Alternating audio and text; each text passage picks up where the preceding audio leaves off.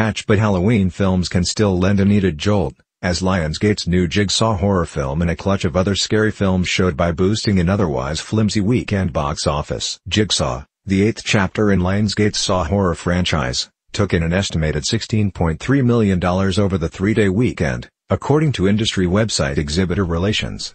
It beat out the same studio's Boo 2. A Medea Halloween, with $10 million, but after that, no film in the top 10 made as much as $6 million, with audiences distracted by baseball's World Series and the hugely popular Netflix series Stranger Things.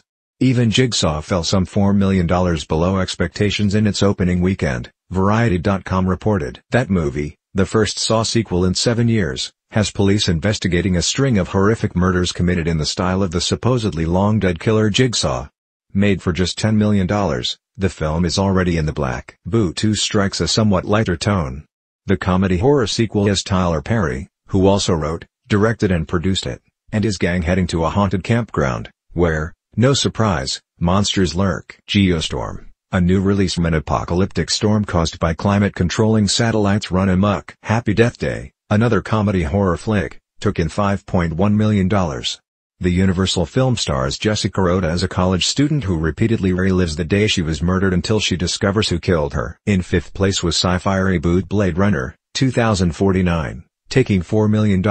The film features Ryan Gosling as a Los Angeles Police Department Blade Runner charged with killing bioengineered androids who are becoming too much like humans.